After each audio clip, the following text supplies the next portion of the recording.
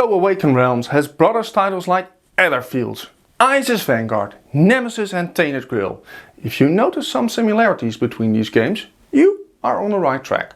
Sure, I didn't mention Stalker, and that is a game that strays more from the normal Awaken Realms path.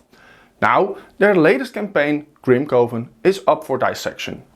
Grimcoven strays from the normal Awaken Realms path too. Are they up for the task? Does Awaken Realms with Grimcoven want to try and take a jab at games like Eon Trespass Odyssey or Kingdom Death Monster? Or are they content letting Grimcoven being compared to Bloodborne or Too Many Bones? Or is even that a high praise? Let's just try and dissect Grimcoven.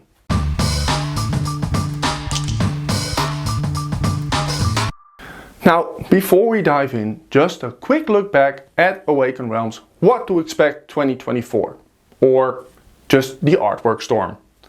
As you might have heard, Awaken Realms has taken some flack about their artwork not being original. The KOA made a video about it, and I think what he said was pretty fair. Awaken Realms had AI help them create the art for Grimcoven, and that out of itself isn't that bad. But if you don't check the quality of the art, that says something about the dedication from the development team and Awaken Realms in general. That is something to think about. Now, enjoy old jibber jabber and let's truly dive in. First, a brief game overview. I believe most of you will probably know something about Grimcoven, but let's just hit the basics for now. Grimcoven is a boss battler for 1 to 4 players and should cost you at least 2 hours of your time, but probably 4. The game is made up of several scenarios you can play through, so you aren't looking at a new campaign game. The main mechanic is dice placement, so be ready for a lot of dice rolling. But it is mixed with building up your hunters. The hunters are asymmetrical, each with its own components, personalized items and mechanics.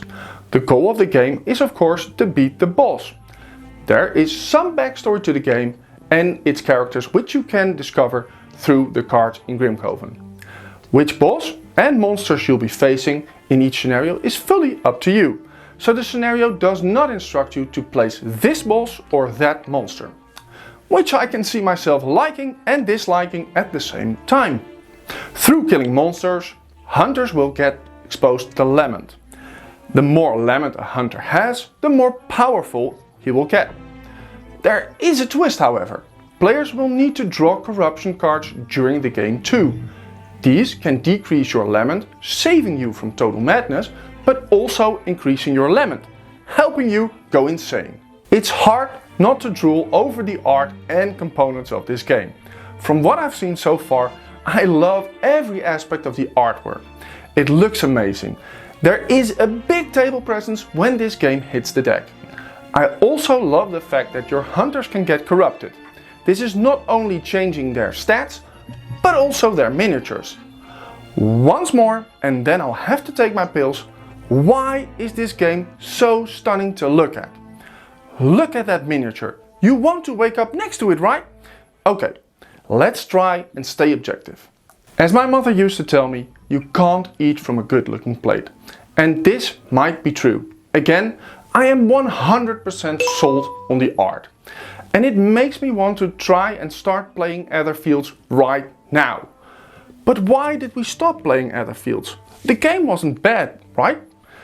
Yet it wasn't that good either. We got stuck and it felt like there was no real progression in getting to know the world or understanding your character. The game bled out. Now, I might be going too fast, and Grimcoven isn't even out yet, but I do believe there are some parallels that can be drawn. For instance, the basic game loop. You start the game by choosing a scenario, enemies and a boss. During the game, you will be faced with a lot of enemies. Most are weak, some are strong, and one is the boss. You'll be fighting the weak enemies to power up, so you can focus on the strong ones. If those are defeated, continue to the boss. There is one caveat, and that would be that the weak enemies spawn every 4 rounds. Now, once you're already jacked and geared up, defeating them won't be a problem. And here is where the game loop might start to sputter.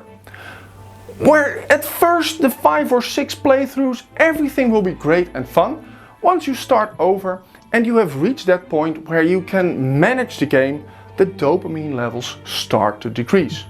Because the toughest part of the game is over. I don't see how they can overcome this problem at this point. One other thing that I believe will be improved are the cards that you need to add to your deck or engine. Some cards are of course better than others.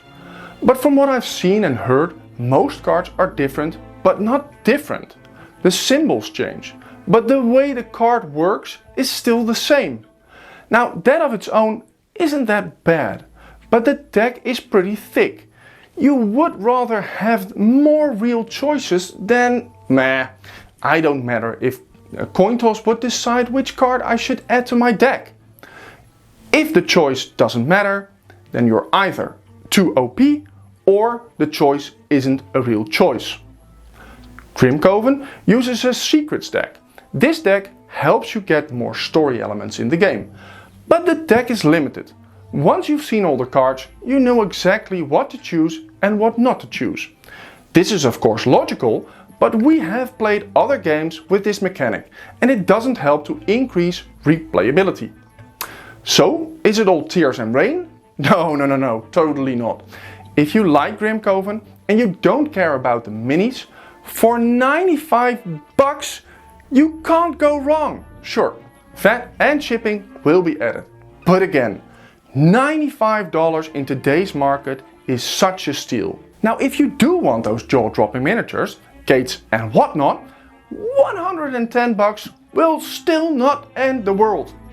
Awaken Realms is a guarantee to get a good price on the second-hand market if for some reason you backed it and still don't want to play it. I believe that if you don't agree with what I said earlier, you're bound to have a lot of hours worth of playtime with Grimcoven. If they would add more hunters and enemies during the campaign, the replayability will increase even more. And if they add more secret cards and gear cards, and again, it will greatly increase the replayability. Finally, the artwork looks really great. And with Awaken Realms, you know that they will continue to support the game and its development. So some issues that I mentioned will be resolved at the end. Other stuff that is part of the core mechanic, well, I guess you'll have to agree or disagree with me.